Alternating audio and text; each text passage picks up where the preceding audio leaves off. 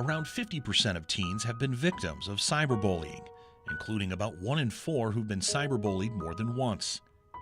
Bullying victims are up to 9 times more likely to commit suicide than those who haven't been bullied.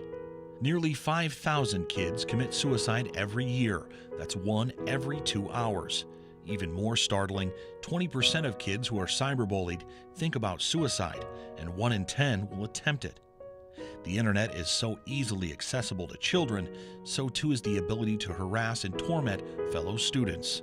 How has this changed the face of bullying?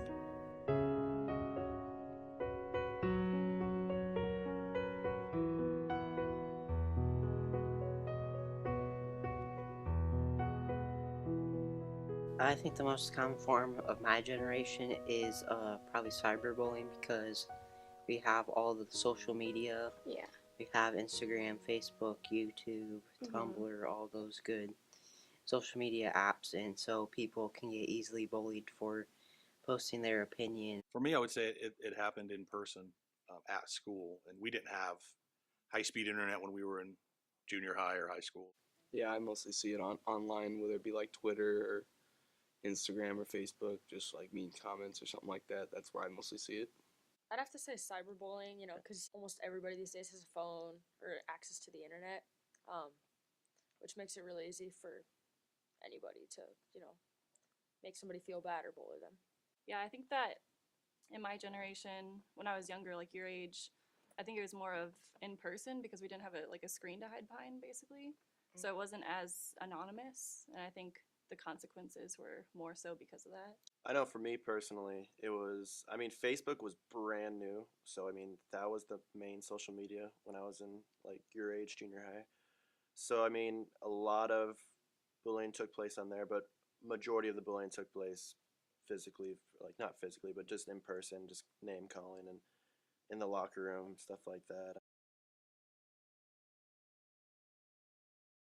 Yeah, for me, like when I was younger, like I would have like some people kind of pick on me and stuff, and especially like in elementary school, it would be like about my clothes or my friends and just like stupid stuff like that. Back in like 4th grade, there was a little more bullying, but like now, some kids at school have matured, but there's a couple that still name call and tiny things that are really just immature.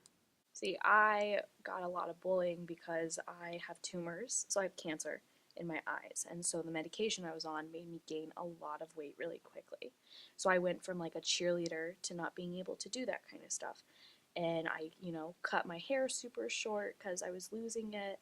And so the comments, it was in a dark phase. From MySpace to people pouring milk over my head while on video. Yeah, I think we all have experiences with bullying. I think everyone kind of experienced it at, any phase in their life. But I was actually pretty lucky. I was a kid that kind of got along with everyone. But like I said, it's common with everyone. Everyone experiences it. It's unfortunate, but it's just reality. Just being more quiet in high school, people kind of, might misconceive some things. They might think you're kind of acting, out of spite towards them when you're not. You're just kind of shy. So. See a lot of it more online than I do in school or outside of the internet.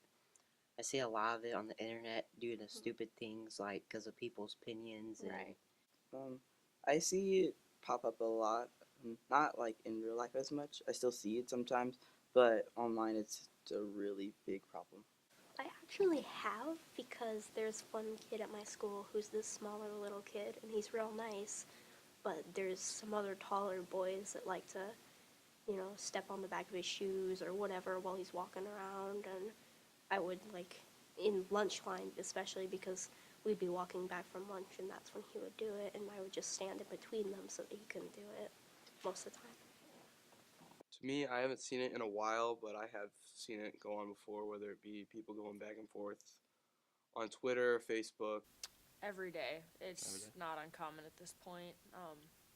It's kind of sad that it's become reality and people are used to it because, a few years ago that wasn't the case. Yeah. There's joking, and then there's a little further past that.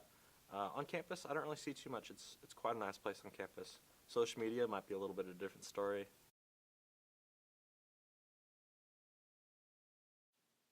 I think there's definitely something about being online and being able to hide yourself either behind a different profile picture or, you know, a username that's not yours or anything. So I think it makes people less afraid to say terrible things.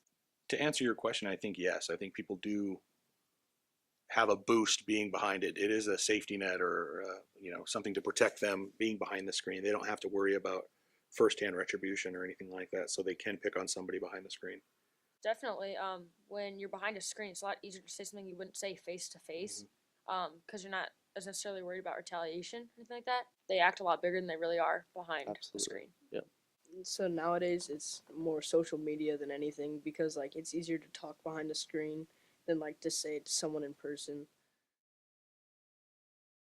Times may have changed, but the damage still has an impact. That impact can be long-lasting and boundless. We must teach our children well to stand up in the face of dishonorable and indecorous acts like bullying, to understand caring for their fellow students and doing what's right because it's right.